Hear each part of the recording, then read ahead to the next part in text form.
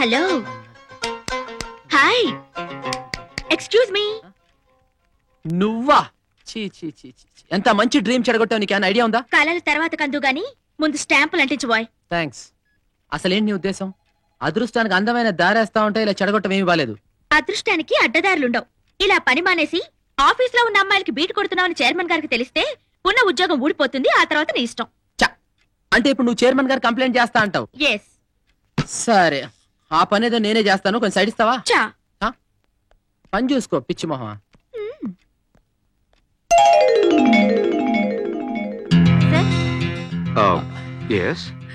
మావా 303 telephone, face cut, height, ఈ అమ్మాయిగా నీ కూతురు. చెప్పమ్మా. సార్, నెక్స్ట్ వీక్ నా మ్యారేజ్, మీరు తప్పకుండా రావాలి. Oh sure sure, why not. అవును, నీకు అమ్మ నాన్న లేరే, పీటల మీద ఎవరు కూర్చుంటారు? మా అన్నయ్య వదిన కూర్చుంటారు sir. That's nice, congratulations. Thank you very much. Thank you. Bye.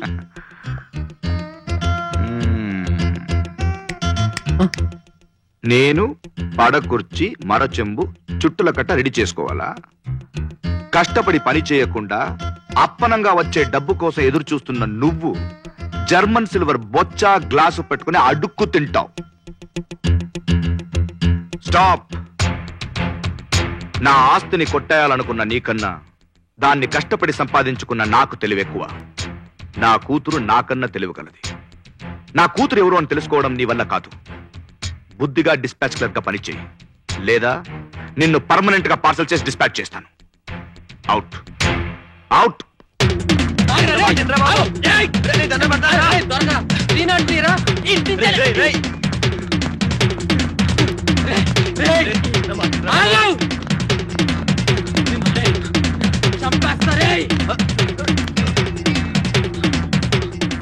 దేవుడా దేవుడా దేవుడా దేవుడా,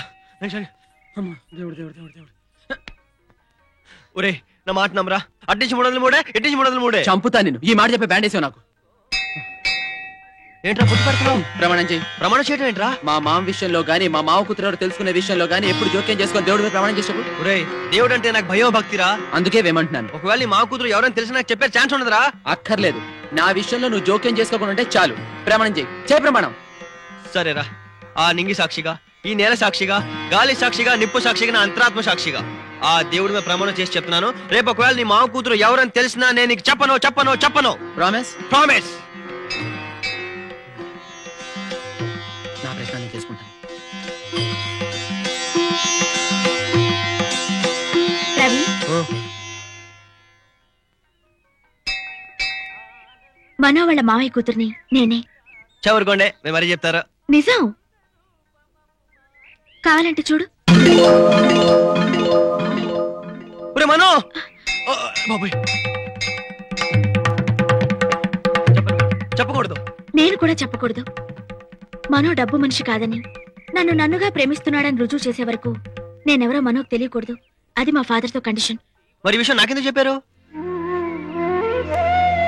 ప్రస్తుతం నేనున్న పరిస్థితుల్లో నాకు అన్నయ్య ఉండుంటే నాకెంతో సాయపడేవాడు. నిన్ను అన్నయ్యలా భావించి చెప్తున్నాను. మనో నేనెంతగా ప్రేమిస్తున్నానో నీకు తెలుసు. కానీ మా ప్రేమ భరించాలంటే మనో మారాలి రవి. అందుకు నీ సాయం కావాలి. చేస్తానండి, తప్పకుండా. కానీ నేను పలానా అని మనోకు చెప్పనని ప్రమాణం చెయ్యి. ఇంకెక్కడ చెప్తాను? ఆల్రెడీ ఆ దేవుడి మీద ప్రమాణం చేశాను. ఇప్పుడు అన్నం పెట్టే దేవత మీద ప్రమాణం చేస్తున్నాను. Promise. Promise. Thank you. Okay. ఒరే రవిగా, బావులో పడ్డ బంతిలాగా ఏంట్రా నీ బతికిలా అయిపోయింది. లోపలికి వెళ్ళావు, బయటికి రాలేవు. ఈ పేపరు వచ్చేదాకా చదువుకోవచ్చు. ఓకే.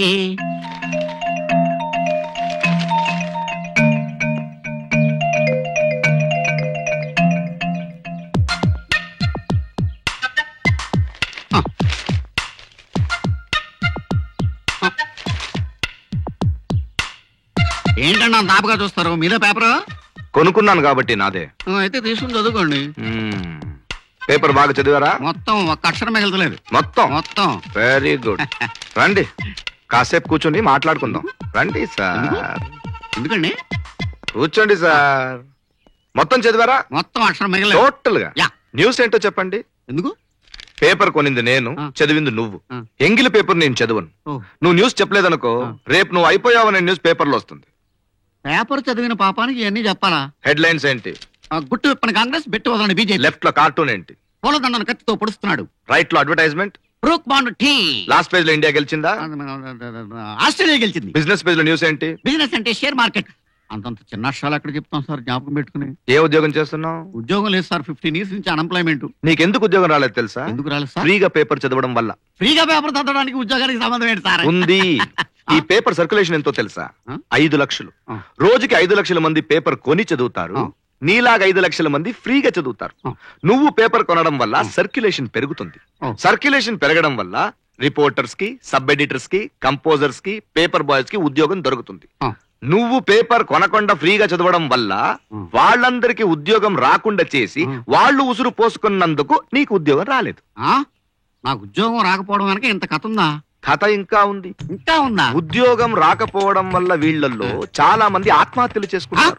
వాళ్ళ ఆత్మఘోష శాపంగా మారి నువ్వు ఆత్మహత్య చేసుకుంటావు. అక్కడి నుంచి డైరెక్ట్ గా నరకానికి వెళ్ళిపోతావు. అక్కడ ఎర్రగా కాల్చిన సూదులతో నీ ఒంటి నిండా గుచ్చుతారు. ఆ తరువాత సలసల కాగే నూనెలో వేయిస్తారు. నీ ఒంటి నిండా కారం పూస్తారు. ఆ బాధ నేను భరించలేను సార్. ఆ బాధ భరించలేక నువ్వు నరకాన్ని నుంచి డైరెక్ట్ గా దూకి భూలోకంలో ఉన్న ఒక పేపర్ మిల్ మీద పడతావు. అక్కడ మిషన్ లో నీ బాడీ గుజ్జు గుజ్జుగా మారి పేపర్ గా బయటొచ్చి నెక్స్ట్ డే న్యూస్ పేపర్ గా మార్కెట్ కు వస్తావు. నిన్ను ఇంకొకటి చదువుతాడు. కొనుక్కున్నానా? కొని చదివితే వాడి చేతుల్లో పేపర్ ఉంటుంది, లేకపోతే నీలా ఇంకొకటి చేతుల్లో పేపర్ అవుతాడు.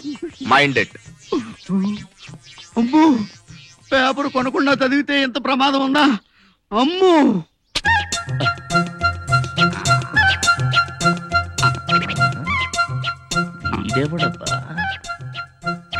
నమస్కారం సార్. ఎవడా నువ్వు? నేనెవరై ఉంటానో చెప్పుకొని చూద్దాం. నువ్వుగాడు అయి ఉంటావు, కాకపోతే టై కట్టుకుని బిల్డప్ ఇస్తున్నావు. ఓహో, ఎస్ సార్. ఎస్ఆర్ కదా, వెళ్ళా డీసీ గారిని పిలుచుకురా. డీసీ అంటే మన మనోహర్ గారా సార్? అలాగే. ఇంతకీ తమరెవరని చెప్పమంటారు సార్? నారాయణ గారు అని చెప్పాడు, క్లియర్ గా అర్థం అవుద్ది. ఓహో, ఇంకెక్కడ ఎదుగుతున్నాడే. అలాగే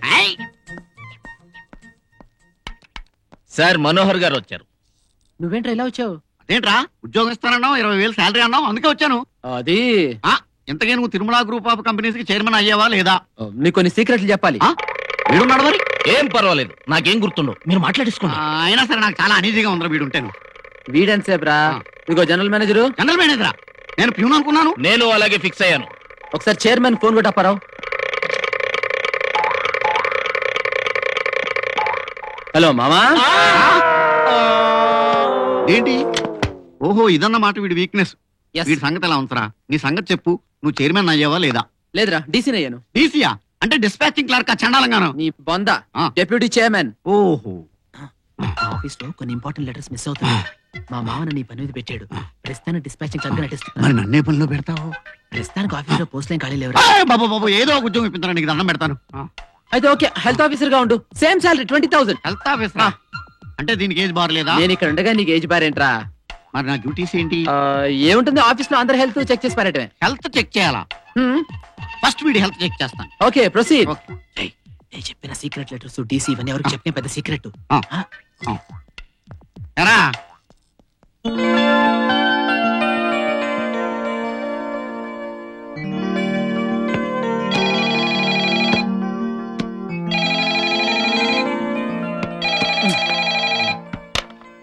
hello. Hi.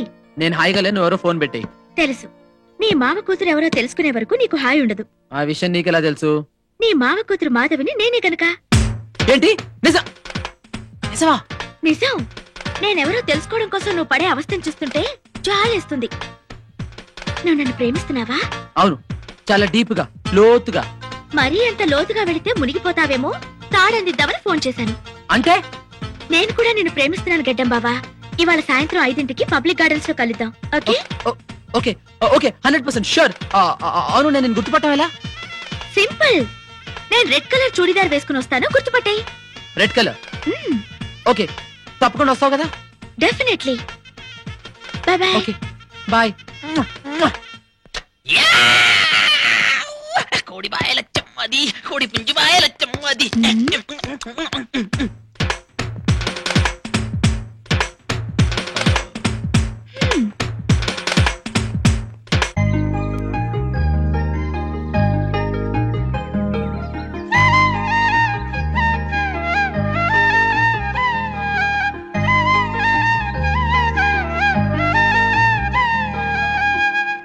Red colour churidar ఎక్కడ కనిపి అదిగో రెడ్ కలర్ చూడిదార్. రే రే మన ఆఫీస్ అమ్మాయి కాదు.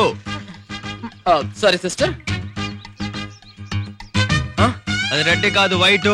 దూరం నుంచి చూస్తే రెడ్ కలర్ చూడిదార్ లా కనిపించారా? జంక్షన్ లో టెన్షన్. ఒక అమ్మాయి కూడా రెడ్ కలర్ చూడిదార్ వేసుకోలేదు, అంటే వేరే వేరే. హలో, ఏమిటిలా వచ్చారు?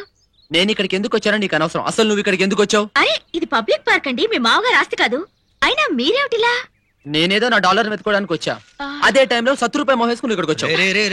ఎక్కువ మాట్లాడుతున్నావురా. అరే అసలు ఏమైంది? నా బొందా నీ బొందా వీడి బొందా.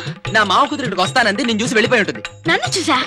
మాల్తి రీజనబుల్ గా ఆలోచించు. అప్పటికి నేను నీకు స్టీల్ గిన్నెల ఫ్యాక్టరీ రాసిస్తాను. కోఆపరేట్ చేయకుండా నా ప్రేమ కుళ్ళుతో అడ్డుపడుతున్నావు. అసలు నిన్ను పడే కింద ఎందుకు అనేసి మాట్లాంటావు? యావేంద్ర నీకు ఈ కుళ్ళు ఇడియట్ మొహం వెనకేసుకొస్తావు. నోర్మోయ్, నువ్వు ముందర రెడ్ కలర్ చూడిదార్ వెతుకో. రెడ్ కలర్ చూడిదార్ వెతుకో. ఇదిగో వెర్రి మొహ, నువ్వు కూడా నోరు మూసుకుని ముందర రెడ్ కలర్ చూడిదార్ వెతుకో. స్నేహం ప్రేమ కన్నా గొప్పది. నువ్వు ముందర వెళ్ళు.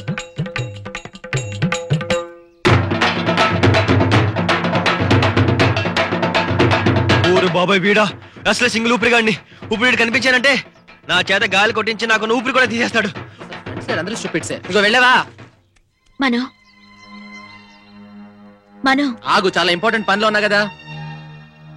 మను ఏంటి? నా కళ్ళలోకి సూటిగా చూడు. ఎందుకు? నువ్వు చూడు చెప్తాను. సరే చెప్పు. నీకు నిజంగా నా మీద ప్రేమ లేదా?